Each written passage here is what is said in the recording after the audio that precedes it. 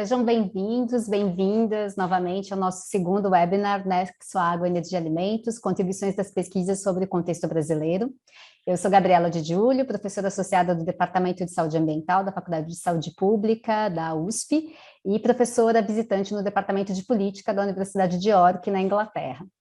Ao longo desse mês de junho, todas as quartas-feiras, das 11 às 12 horas, horário de Brasília, a gente realiza essa série de webinários como parte do lançamento do nosso livro The Water Energy Food Nexus, What Brazilian Research Has to Say, organizado por mim e pelos pesquisadores e meus colegas Fabiano Moreira, Michele Dalla Fontana, Tadeu Malheiros, a quem agradeço imensamente mais uma vez pela parceria.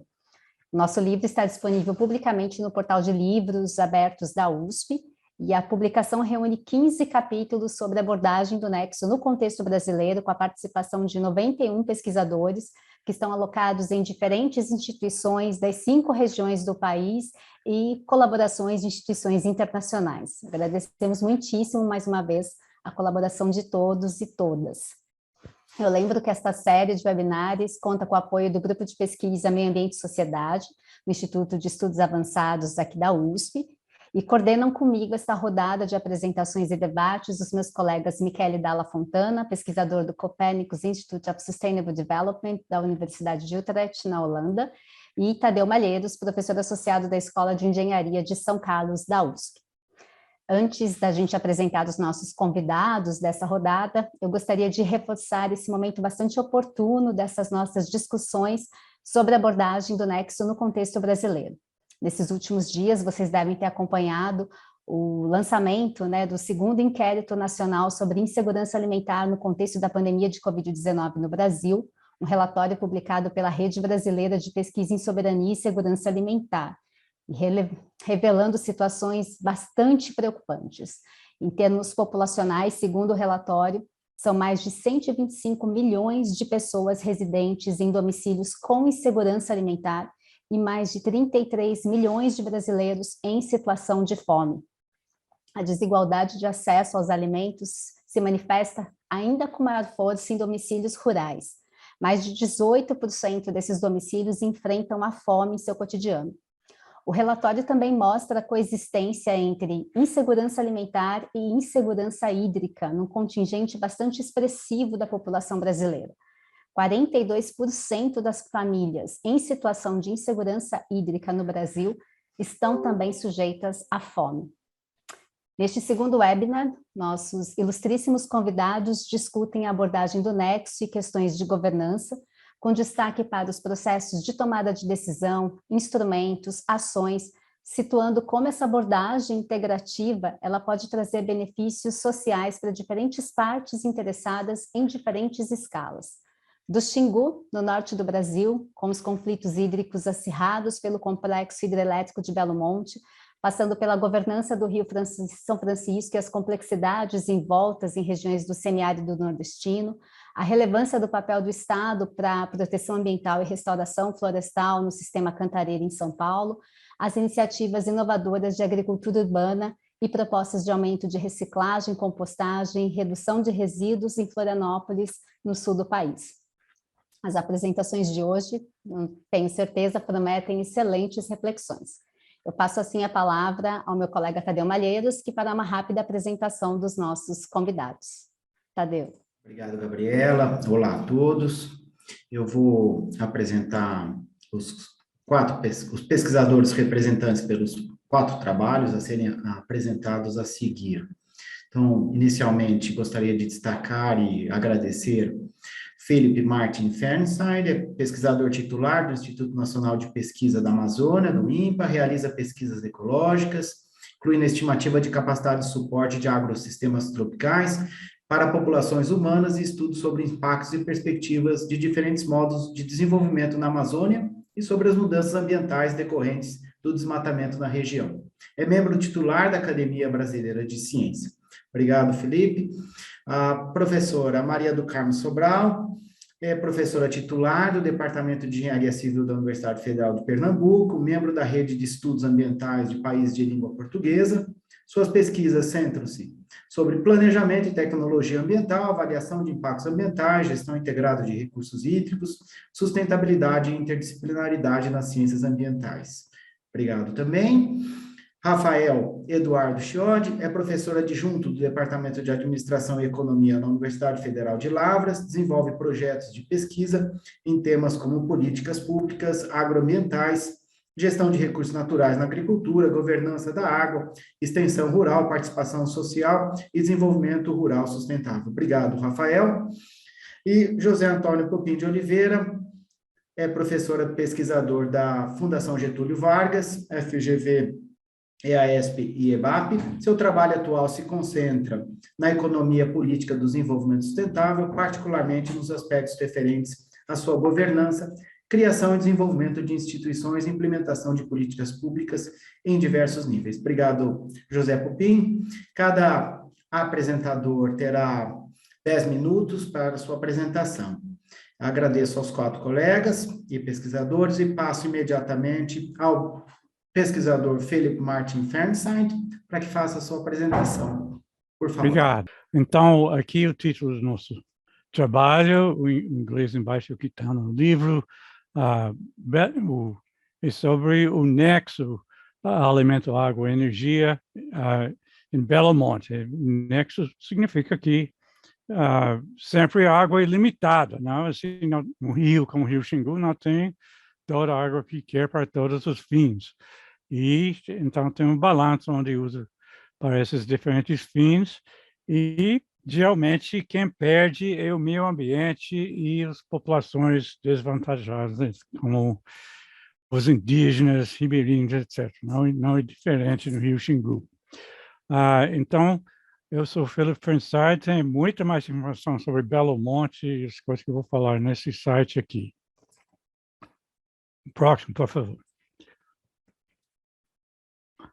Então, aí o Belo Monte, um fato básico é que tem 18 enormes turbinas aqui, muito maior do que a quantidade de água no Rio Xingu justifica. Então, esse é um fato básico que é muito perigoso para levar a outras barragens rio acima. Faz parte dessa discussão. Próximo, por favor. Então, no Belo Monte é composto de 2 barragens, um que vai desviando a água ao lado e deixa um trecho de 130 quilômetros com muito pouca água, chamado Volta Grande de Rio Xingu. E aí tem 2 terras indígenas, tem um terceiro no afluente, no Bacajá, que também depende desse trecho, tem uma grande população de ribeirinhos, etc. Próximo, por favor. Então, esse trecho com a sua população antes da barragem. Agora, essa área tem várias espécies de peixes que só ocorrem lá, que vão para extinção. O mais famoso é esse aqui, que é aquele zebra, um famoso peixe de aquário que vai sobreviver nos aquários do mundo. Tem vários especialistas em peixes entre os autores, tem muitos detalhes sobre esses impactos. O chamado hidrograma de consenso, aqui não é consenso de ninguém, é insuficiente para manter todo o sistema biológico ali. Realmente tem muitos diferentes impactos nessa área. Próximo, por favor. E você vê aqui, você não tem suficiente, inclusive, para transporte, não? que é básico e toda, assim, o rio realmente era a principal fonte de alimentos para a população indígena, etc. Tem uma grande crise. Próximo, por favor. Eu tenho uma coluna na internet, na Amazônia Real, toda semana sai um texto de divulgação científica. Tem esses aqui sobre isso, pode pegar todos do meu site também, que explica esse drama que está acontecendo. Não está nem honorando os compromissos do chamado hidrograma de consenso. Próximo. E o perigo maior é desse justificar, essa falta de água, justificar fazer barragens acima. O plano original era para ter 5 barragens rio acima de Belo Monte, são enormes lagos, grande parte dentro de terras indígenas, essas áreas azuis. Então, o impacto aí é absolutamente imenso. O que seria primeiro é aquele mais perto a Belo Monte, que é Babaquara, que nome oficialmente foi mudado para Altamira, é o dobro de tamanho de Balbina, por exemplo. Foi enorme. Próximo, por favor. E tem toda uma história de desinformação sobre essa parte, as barragens rio acima, além das emissões de gás de efeito estufa, várias coisas aqui. Próximo, por favor. Aí você vê o problema, né? Que vários meses aí, quase não tem água no Rio Xingu. Então, essa aqui leva a motivo de fazer as barragens. As turbinas são a parte mais cara do hidrelétrico, que vai deixar ocioso durante meses, não faz sentido financeiro. Próximo, por favor. Então, são 3 meses onde não tem nem água para uma turbina sequer da casa principal de força, e várias com poucos meses. Próximo, por favor. E a parte econômica, foi conhecido esse problema antes, essa análise da Conservation Strategy Fund. Próximo, por favor. Que mostra aquele parte azul escuro, é a probabilidade de ganhar dinheiro com Belo Monte, apenas com Belo Monte. Agora, próximo, por favor. Se faz Babaquara, é melhor. Não é maravilha, mas faz uma grande diferença. Então, essa é uma coisa que parece que foi montada para chamar de surpresa, né? Depois que descobre que não tem água suficiente e tem que fazer as outras barragens. Próximo, por favor.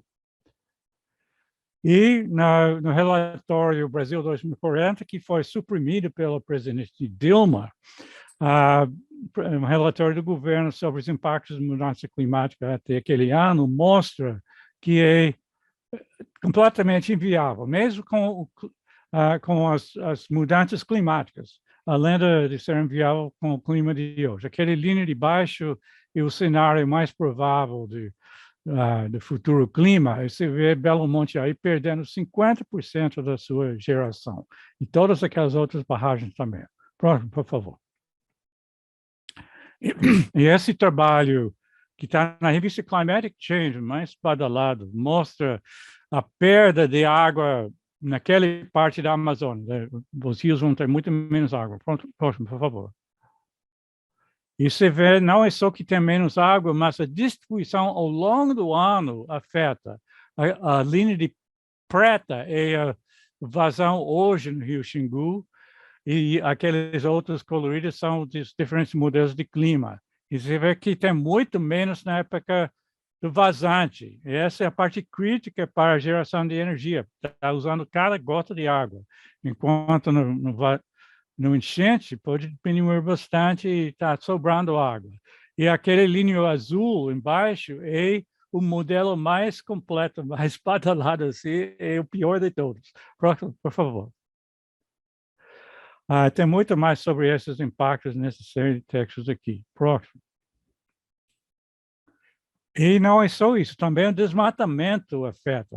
Próximo, por favor. Esse estudo aqui mostra que com as diferentes simulações de desmatamento na bacia do Xingu, vai ter 38% de perda de geração em Belo Monte por causa do desmatamento, fora a mudança climática.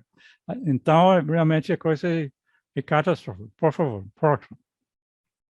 E o plano decenal de Eletrobras mostra que estão esperando para ser liberado fazer barragens hidrelétricas em terras indígenas, que vai ser significativa mudança, citando o projeto de lei 191/2000, que libera terras indígenas. Essa crítica justamente para aquela área. Próximo, por favor. Esse texto tem mais informações sobre esses planos. Próximo, por favor. Além disso, tem todo o sistema de licenciamento no Brasil sendo desmontado, e esse libera fazer aquelas barragens. Não? com essa crítica. Próximo, por favor. E também tem esses na espera. O último lá já foi feito, mas outros que desmonta a parte do licenciamento ambiental. Próximo, por favor. Então, esse projeto de lei 191 abre terras indígenas, está sendo priorizado, inclusive só nessa semana passada, o Pacheco, no Senado, concordou em acelerar a aprovação dessa medida. Então, é crítico para essa área de terras indígenas Rio Xingu. Eu vou parar lá e posso responder perguntas depois no final. Obrigado, Felipe. É impressionante ver o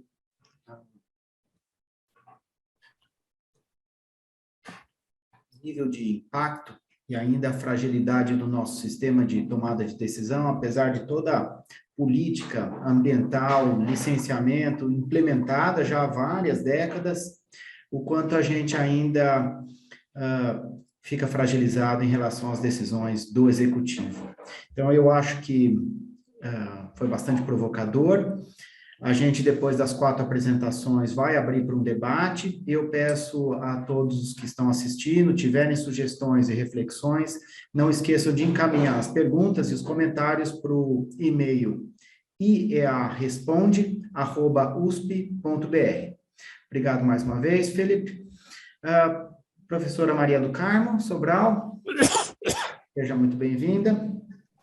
Bom dia a todos vocês, um prazer muito grande de estar aqui participando desse debate. Parabéns aos expositores, a você, Gabriela, que está lá no exterior, né, curtindo o verão, mas rever também Tadeu, rever o Philip Fernside, que é uma referência para nós, né, na defesa da Amazônia, juntamente com o Carlos Nobre.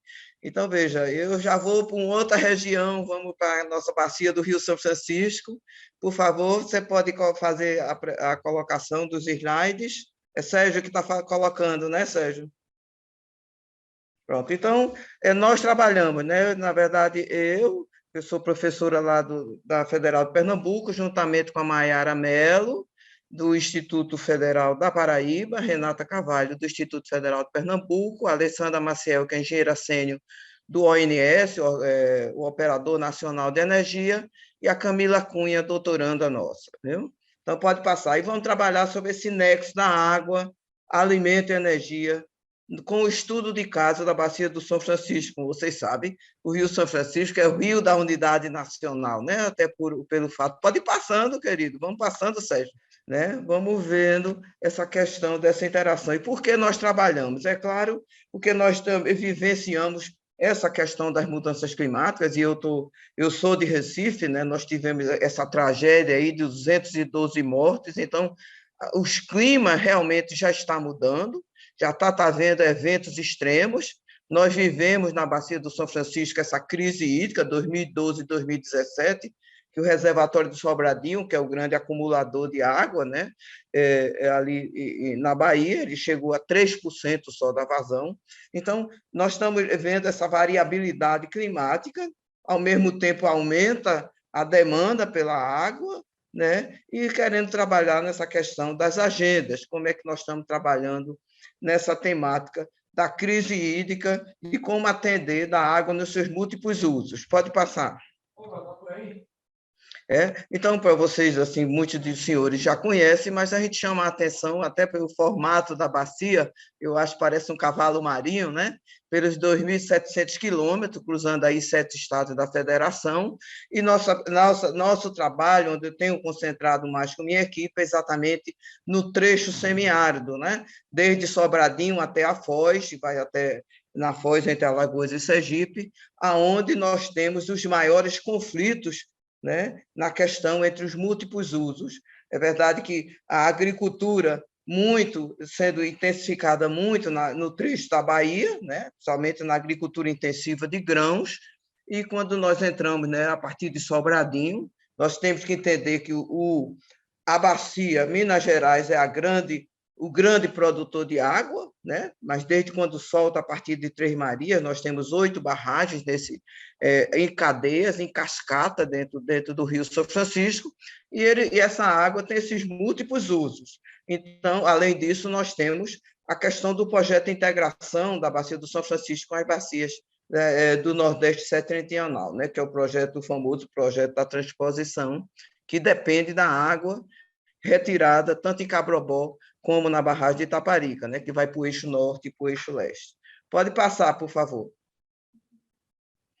Então, para vocês entenderem, né, então nós temos grande concentração de reservatórios, né, e a maioria desses reservatórios eles têm essas múltiplas funções, então eles servem também para o abastecimento humano, né? Então, a partir daqui de Três Marias, né, que tem retiro baixo e queimada.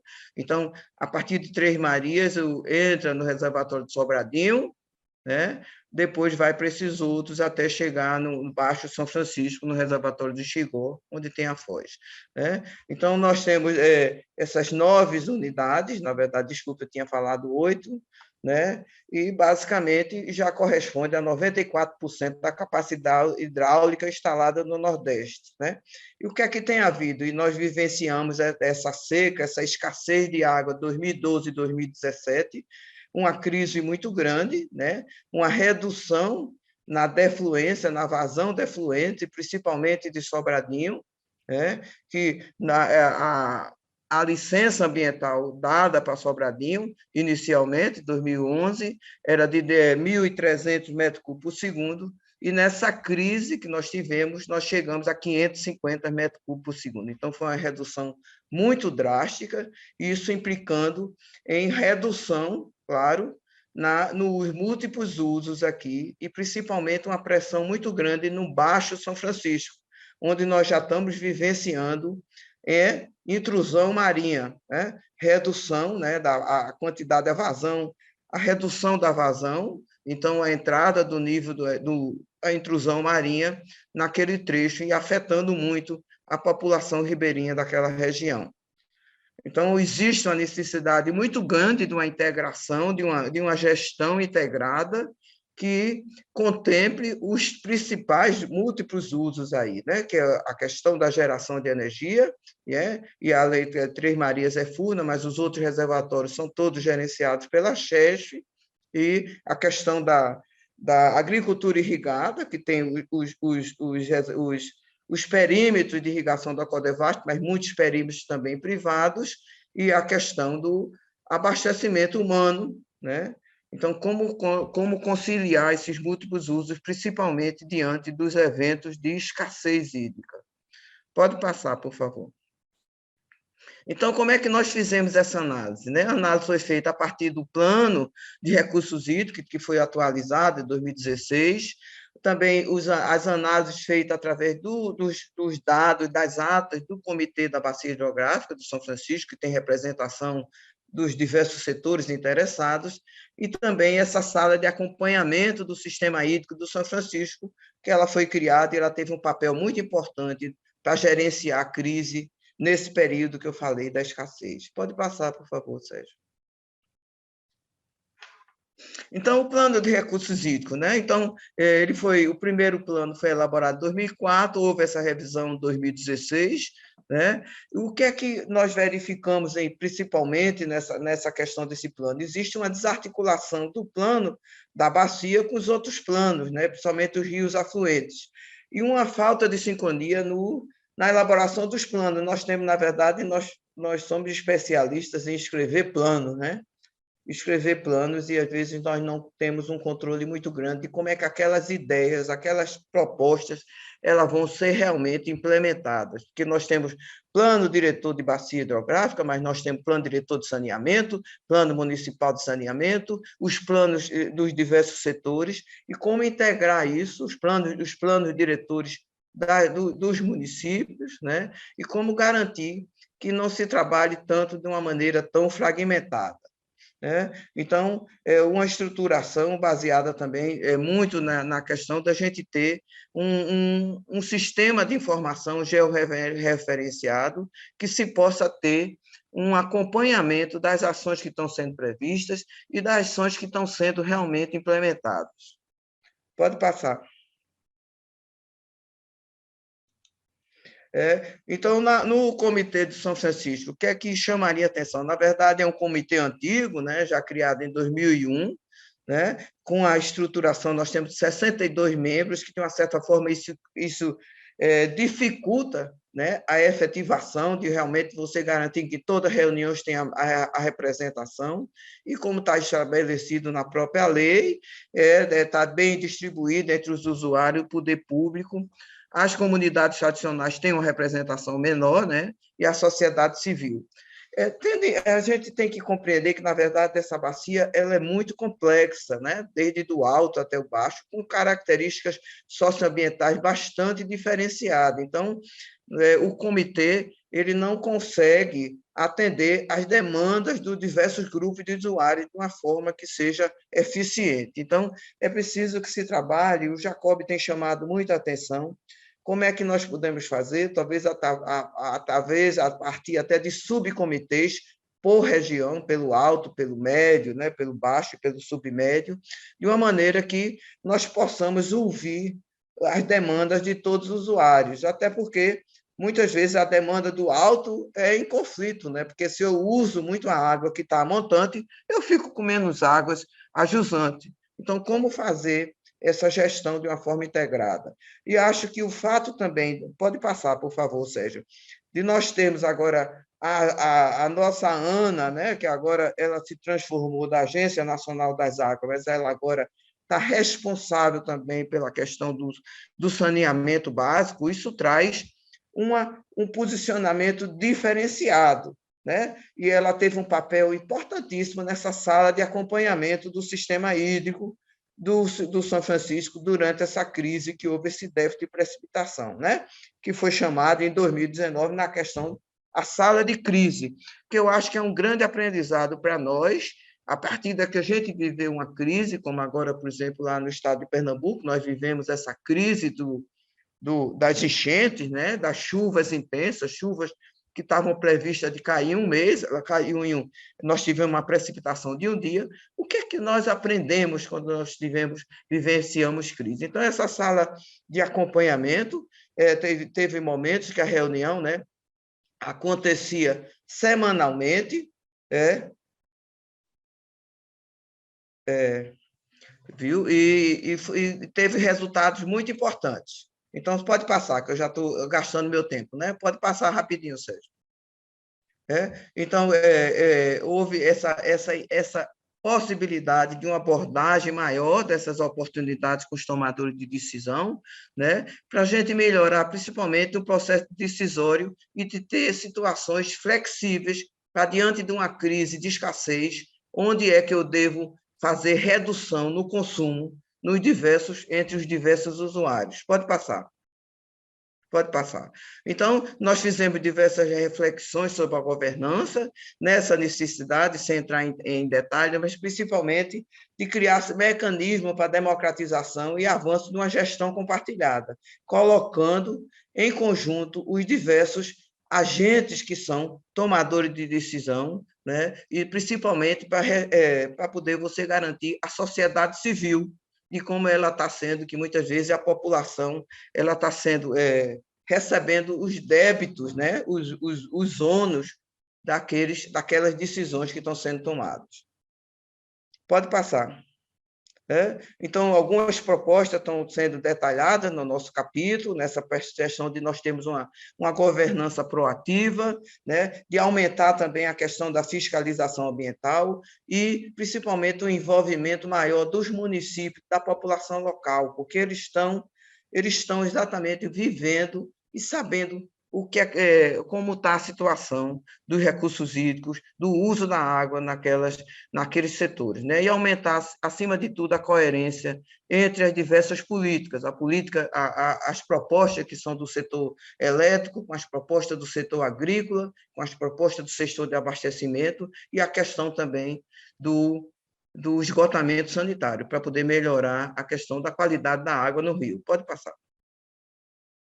Bom, então, basicamente o que eu gostaria de trazer, essa importância de nós termos uma governança multinível, fazendo essa interação, esse nexo entre esses diversos polos de decisão, né? Uma visão policêntrica, aumentar a visibilidade do local e criar novos arranjos de governança que a gente possa garantir a segurança hídrica, uma segurança alimentar, principalmente na população, a agricultura familiar, né? E ver também como gerenciar isso junto com o setor energético. Pode passar. Então, basicamente, pode baixar, eram essas minhas colocações. Na verdade, e dentro, principalmente no semiárido, está tendo todo um investimento, pode tirar a imagem, um investimento muito grande na ampliação da energia renovável, né, para reduzir a produção de energia hidráulica, né? Então, mas isso também precisa de um planejamento para definir aonde é que essas unidades vão ser instaladas, tanto de energia eólica como de energia solar, como aumentar também a eficiência no uso dessa energia e desse recurso hídrico como um todo. Então, basicamente era isso, viu? Desculpa aí se eu passei um pouquinho do tempo. Obrigado, professora Sobral. Vejo na apresentação esse enfoque da possibilidade do nexo para fortalecer todos esses desafios aí da articulação e da integração nas políticas e nos processos de implementação das políticas. Já a gente já volta no debate. Muito obrigado mais uma vez. Passo imediatamente para o colega Rafael Chiodi, por favor. Bom dia a todos e todas que estão assistindo. Eu queria agradecer também a oportunidade, primeiro, né, por ter participado da construção do livro, podido contribuir com o capítulo, e a oportunidade de poder apresentar rapidamente aqui o que foi proposto no nosso trabalho. Então, o trabalho que se refere ao capítulo 3 do livro, né, ele tem como título Instrumentos de Intervenção Ambiental e Produtivo sobre o ângulo do nexus água, energia e alimentos, uma análise do contexto do sistema produtor de água cantareira. Então, ele foi um capítulo escrito por mim, pelo professor Júnior César Avanzi, professor Bruno Montoni Silva e pelo estudante de pós-graduação Felipe Stefano Gonçalves Correia, todos eles da Universidade Federal de Lavras, e junto com o apoio, né, do pesquisador Alexandre Ueso, do Instituto de Pesquisas Ecológicas, IP, de Nazaré Paulista. Então, o nosso trabalho ele partiu, né, da constatação, né, que a abordagem Nexus traz de que os modelos, as políticas e tecnologias de gestão setoriais não garantiram, né, e não vão garantir as dimensões, né, da segurança hídrica, energética e alimentar por motivo dos seus trade-offs, né? Então, essa que é o pano de fundo aí da nossa análise. E, nesse sentido, o nosso esforço segue para reconhecer as interconexões entre esses recursos e seus sistemas, buscando promover, né, sinergias e reduzir os trade-offs entre esses setores. Então, o trabalho ele se encaixa um pouco em conhecer um pouco mais essas interconexões no âmbito das políticas e instituições que recaem sobre o contexto do sistema cantareira. Esse contexto ele é a área de contribuição dos reservatórios do sistema cantareira, são 6 reservatórios, e toda a área de drenagem é o que a gente chama de contexto do sistema cantareira. É uma área de aproximadamente 230 mil hectares, e nesse território a gente tem a dimensão hídrica muito forte, né, porque esses reservatórios são responsáveis por abastecer praticamente a metade da população da região metropolitana de São Paulo. Além disso, a ocupação do solo desse território é predominantemente feita por pastagens, que são as bases, né, da pecuária bovina, de corte e de leite. Então, é a dimensão da produção alimentar, né, nesse contexto. e também por monoculturas de eucalipto, que são a base, né, para a produção de lenha e carvão, que a gente está chamando da produção de bioenergia. Então, olhar para o Nexus nesse território foi olhar para a dinâmica que ocorre no âmbito da mudança do uso do solo. Então, a partir do quê? Da alternatividade que ocorre entre a ocupação por pastagens e ocupação por eucaliptos. Ou seja, essas são as duas atividades que mais ocupam o solo e elas têm uma dinâmica de mudança. Então, quando o eucalipto está mais atrativo economicamente, os produtores abandonam o pasto e plantam eucalipto. Quando o eucalipto não está muito bom em termos de retorno econômico, se volta, né, a plantar os pastos e a criar gado. Então, essa dinâmica é uma dinâmica de integração entre esses sistemas. E os sistemas, da forma que eles são manejados, afetam diretamente a dimensão da conservação dos recursos hídricos nesse contexto. Então, essa foi a leitura que a gente fez do contexto Nexus no sistema Cantareira. E essa dinâmica ela é afetada diretamente pelas políticas públicas que recaem sobre esses sistemas de produção, né, e a dimensão hídrica. E aí que a gente olhou para essas políticas públicas, especialmente as ambientais e as produtivas.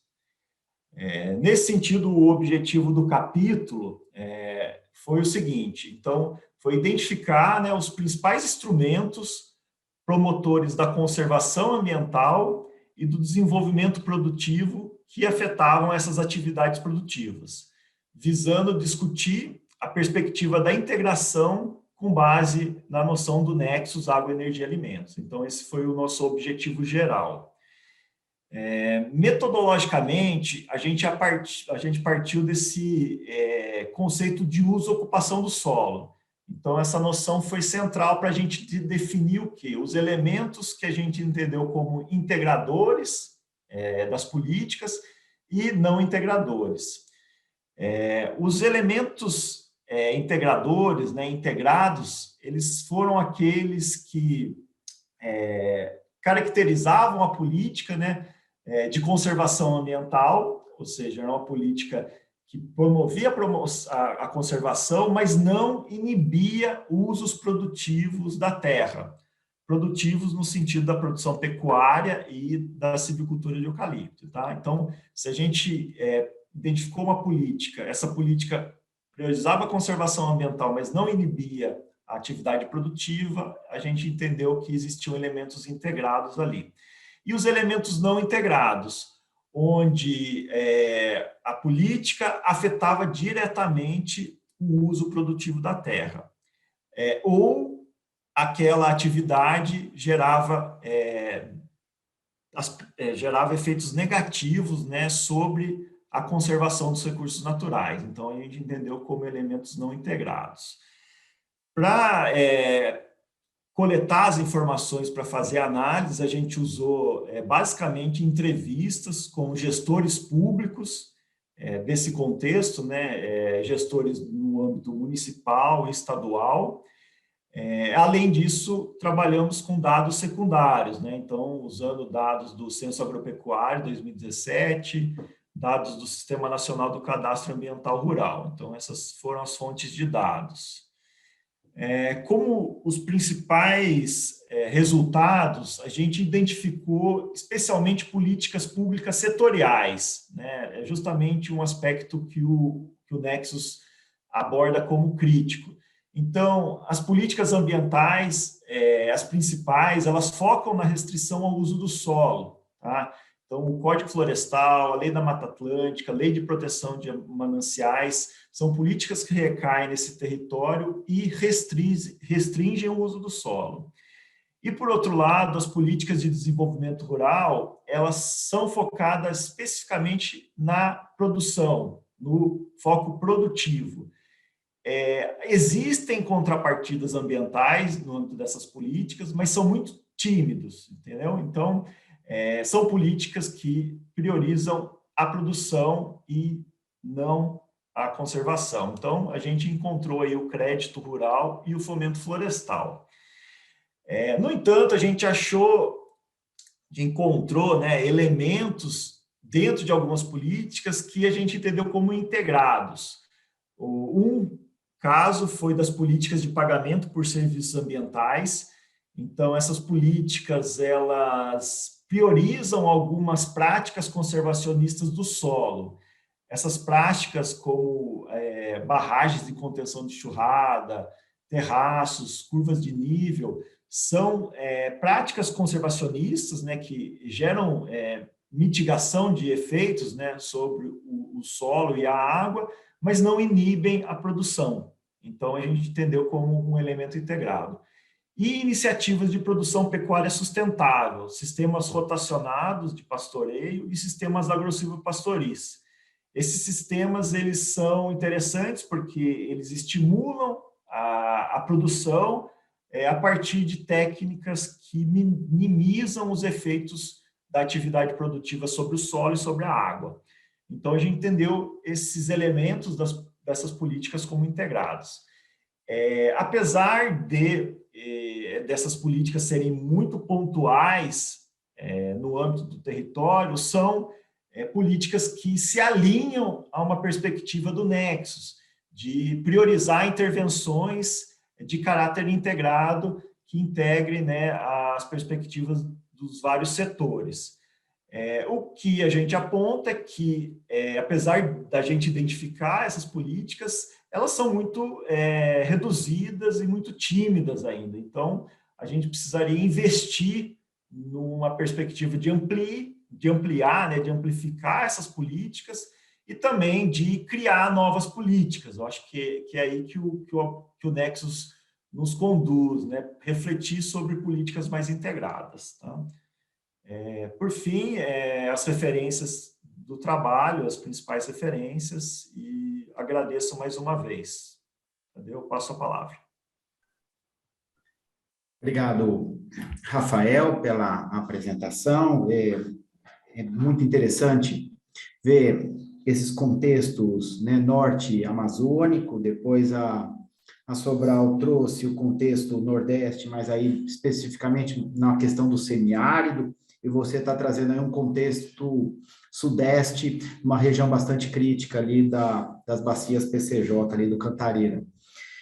Mas como o nexo pode ser utilizado nessas perspectivas, nesses 3 diferentes territórios, e como isso está altamente imbricado e interfere aí dentro de um contexto de políticas públicas nacionais e regionais. Obrigado, Rafael. Passo imediatamente ao último grupo a apresentar. Professor José Pupim, por favor.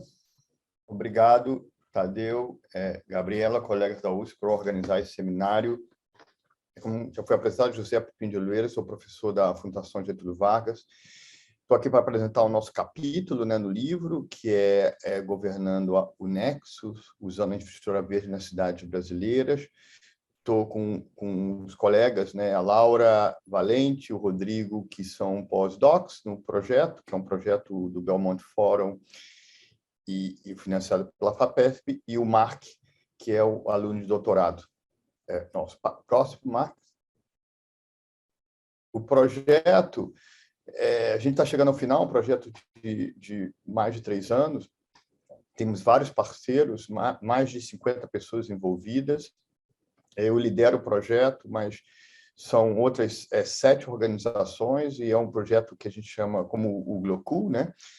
Que tenta fazer essa conexão com a prática também, né? Então, tem tanto o componente de pesquisa, como ele também de ligação, que a gente chama transdisciplinar, né? Ligação com a prática. Próximo, Mark. O objetivo, né, é exatamente compreender esses mecanismos de governança para gerenciar água, energia e alimento usando infraestrutura verde nas cidades, né? A gente estudou cidades ao redor do mundo, são 82 levantamentos que a gente fez, cidades, 10 casos, e a gente criou um arcabouço conceitual para explicar como isso acontece, e a ideia também é disseminar, né? A gente desenvolveu um guia que eu vou mostrar e disseminar Isso aí. Então, o capítulo foi como a parte brasileira desse estudo. Né, Marco, próximo. E temos aí os resultados, né? Temos um exemplar do Journal Clinical Production que acabou de sair sobre essa inovação em infraestrutura verde, com vários artigos. Quem estiver interessado, tem um link aí, e a introdução está aberta. Temos um livro que fiz com colegas aí da USP, da Saúde Pública, o professor Leandro Giatti, a Lira, que vai estar saindo nas próximas semanas. E no meio a gente tem aí que é o guia, né, um resumo um pouco, a aplicação passo a passo, foi desenvolvido liderado pela Laura, né, que está aqui também, sobre como aplicar isso. Próximo. E o que a gente está fazendo agora no final do projeto é disseminar essas ideias que a gente fez com vários fóruns, inclusive a gente teve um projeto junto com a professora Gabriela no Glocool, e outras iniciativas já disseminamos para mais de 50 cidades. Né? Próximo. Finalmente, a nossa ideia aqui, né, a nossa definição de infraestrutura verde são essas tipologias que a gente trabalhou, e a gente vai explicar agora como que esse estudo foi feito. Mark, então? Certo. Eu vou falar agora mais especificadamente sobre o capítulo, né? Que o foco é GBI e Nexo em cidades brasileiras, né? A ideia era saber qual é o status da pesquisa, né? E a infraestrutura verde e azul e suas conexões com o Nexo. Né? O foco foram cidades de países em desenvolvimento, mas um capítulo é mais o Brasil, né? Analisamos artigos do Web of Science em inglês entre 2015 e 2019, e a amostra inicial era de 1.693 artigos. Então, fizemos primeiramente uma tipologia de infraestrutura verde-azul para reduzir, né, o número de artigos. Fizemos uma análise das interações entre o sistema de infraestrutura verde e o nexo água-energia-alimento, e como a literatura internacional tem estudado, né, os benefícios do GBI para o nexo urbano. O Rodrigo vai explicar isso em mais detalhes. Depois fizemos a avaliação da situação atual da pesquisa sobre inovações em infraestrutura verde e azul no Brasil, né? E, por último, damos um exemplo de agricultura urbana em Florianópolis. A Laura vai dar mais detalhes sobre isso, né? Rodrigo? Pois não, eu vou falar rapidamente de um artigo que forneceu algumas informações para que a gente concluísse esse capítulo, né, que foi basicamente uma revisão da literatura sobre os dois temas, quando eles aparecem juntos nas buscas e nas produções acadêmicas, que são infraestruturas verdes ou azuis, e como essas infraestruturas têm efeito sobre os sistemas água, energia e alimentos. A maioria delas, a maioria dos trabalhos traz uma infraestrutura verde ou mais com efeito sobre um dos elementos do nexo, o que não configura o nexo. Então, a gente trouxe justamente esse gap de pesquisa para mostrar que os estudos que realmente focam nos 3 elementos do nexo são mais raros, né, demandando mais atenção. Aqui, pode avançar, Mark, por favor? Aqui do lado esquerdo a gente tem várias tipologias de infraestruturas verdes e azuis nas colunas aqui da tabela. Pode passar, Mark, por favor, o slide. E depois, nas linhas, desculpa, e depois nas colunas a gente tem os 3 sistemas, alimentos, água e energia. Não está passando? Não está passando. Eu vou parar vou fazer de novo. Certo.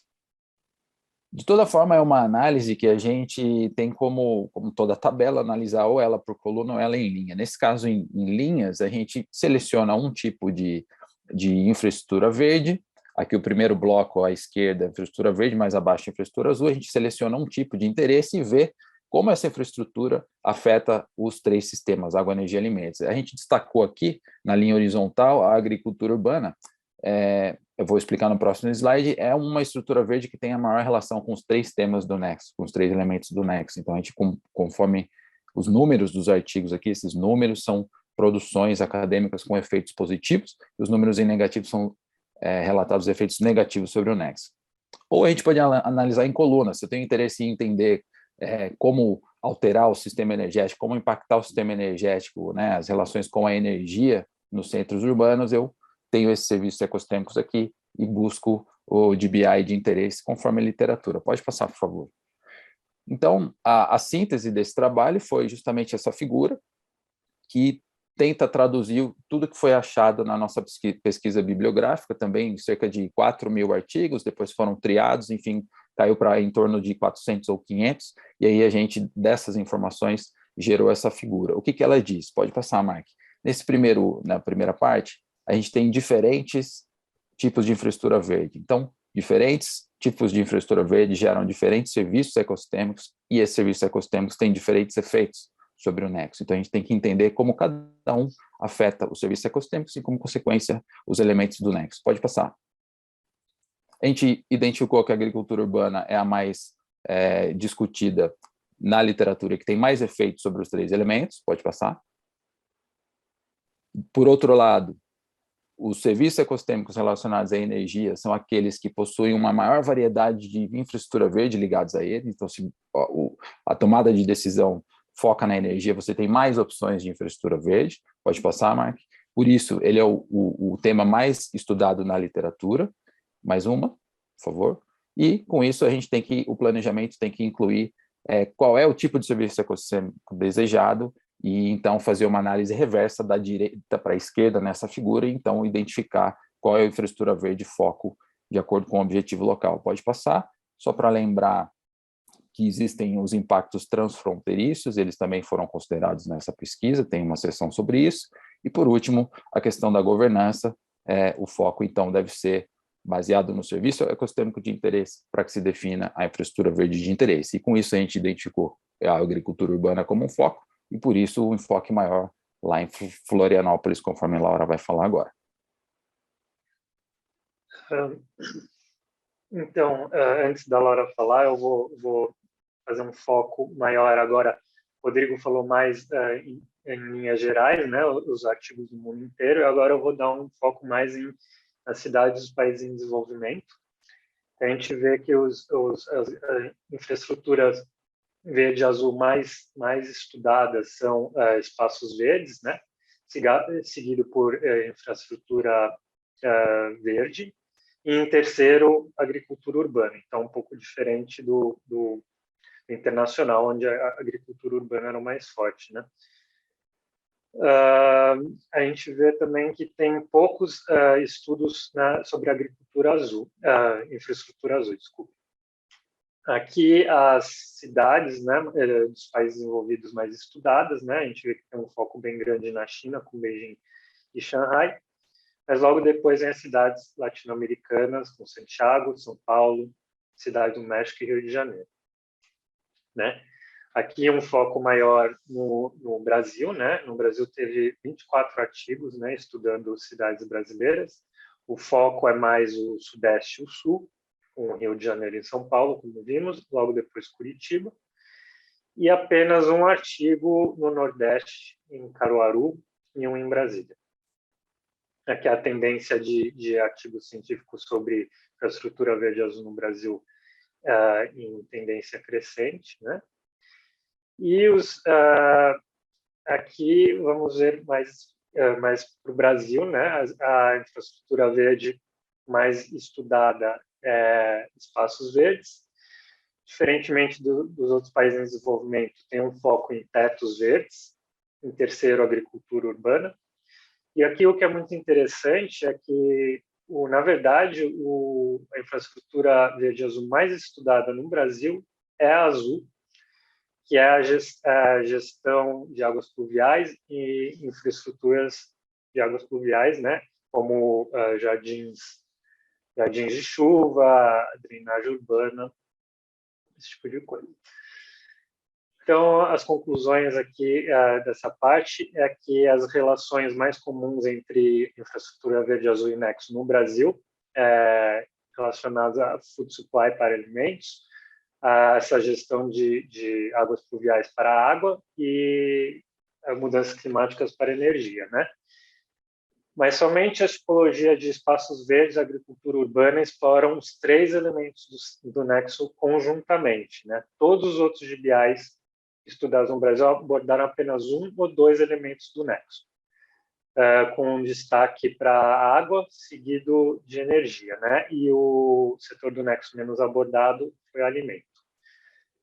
E os artigos de infraestrutura e gestão de águas pluviais se limitam muitas vezes somente ao nexo água, negligenciando as ligações com o nexo energia e alimento.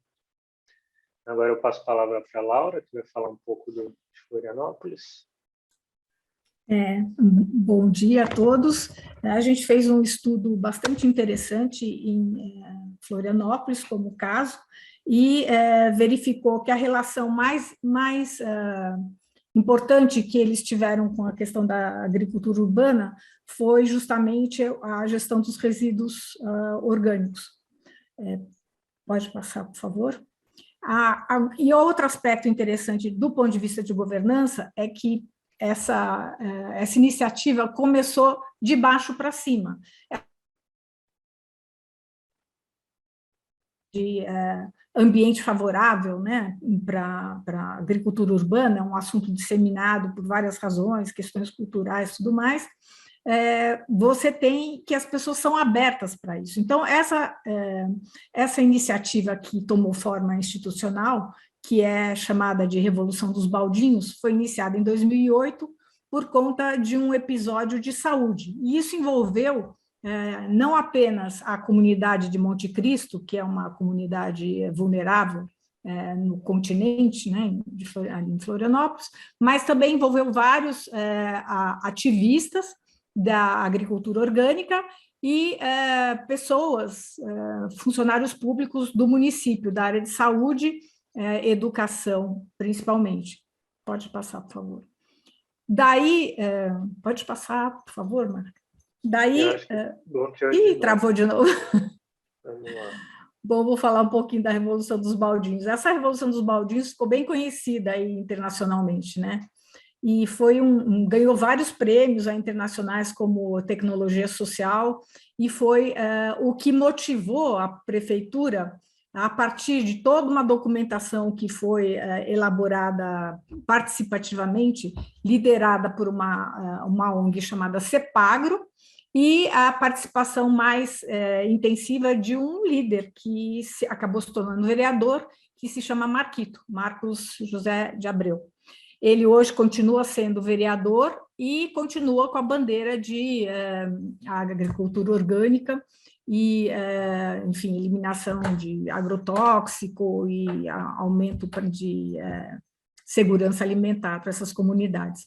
As comunidades tomaram para si esse projeto e passaram a reciclar o resíduo orgânico, que antes era jogado nos córregos, causando ali o problema de saúde pública, e isso acabou se disseminando pela cidade. Então, existem hoje vários canteiros e jardins comunitários que, na verdade, têm menos o objetivo de resolver a questão de segurança alimentar, quanto de resolver questões ligadas à saúde e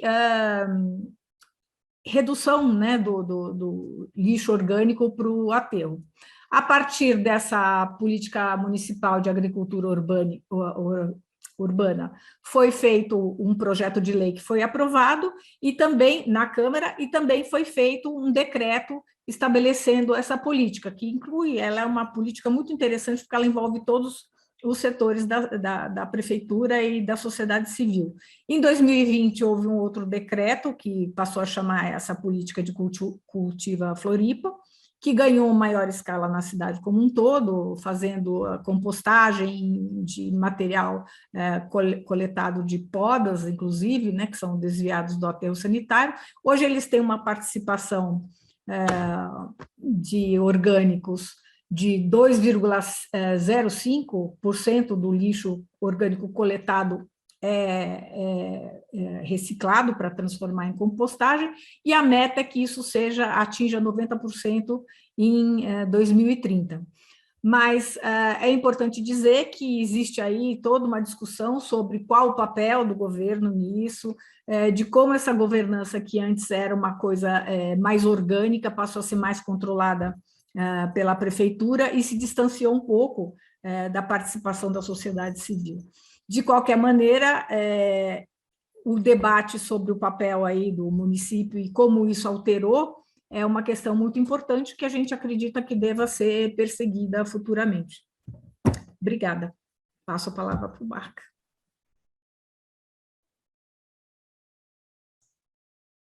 Não, é isso. Terminamos aqui. Obrigado. Obrigado, pessoal. Obrigado, Marcos. Obrigado ao grupo.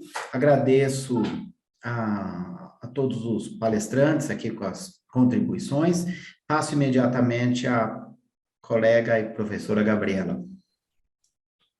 Obrigada, Tadeu. Mais uma vez a gente termina aqui essa nossa série com o tempo estourado, mas isso significa, né, que a gente tem muitos elementos para pensar juntos e a dificuldade muitas vezes que a gente tem de lidar com toda essa complexidade do Nexo em 10 minutos, mas fica aqui o convite para o público que nos acompanha, primeiro, para fazer o download do livro que está disponível publicamente, de acesso aberto, para que vocês possam ler com mais tranquilidade os capítulos, e quaisquer dúvidas e sugestões e comentários podem ser endereçadas ao IEA, que depois a gente repassa diretamente aos pesquisadores envolvidos, ou podem ser endereçadas também para nós, né, pesquisadores que organizamos esse livro. Eu quero mais uma vez agradecer a todos os autores e autoras aqui, foi excelente pensar essa complexidade, por exemplo, da Amazônia, e como a abordagem do Nexo ela pode nos dar algumas pistas para a gente pensar nessas dinâmicas que vão sendo agravadas em função das decisões políticas e dos desmontes que a gente vem vivenciando e observando aqui nos últimos anos, né, e como isso vai trazer ainda mais desafios, né, nesse contexto de crises que a gente vivencia, pensar na questão dos desafios de governança no contexto brasileiro, né, desde a integração dos diferentes conhecimentos, diferentes saberes, de diferentes atores, que também têm interesses muito diversos, né, e pensar quais são os mecanismos aí de governança desse contexto bastante desafiador quando a gente pensa em bacias hidrográficas, pensar, e eu acho que essa é uma contribuição fantástica do grupo do Rafael, de trazer as dinâmicas de mudança do uso do solo no contexto do Nexo, que é uma perspectiva extremamente relevante no contexto brasileiro, né? E fechando aí com as contribuições do grupo do Pupim, pensando na questão dos serviços ecossistêmicos e como eles impactam, têm relação com os elementos do Nexo, como a agricultura urbana pode ser uma saída interessante para os municípios brasileiros, né?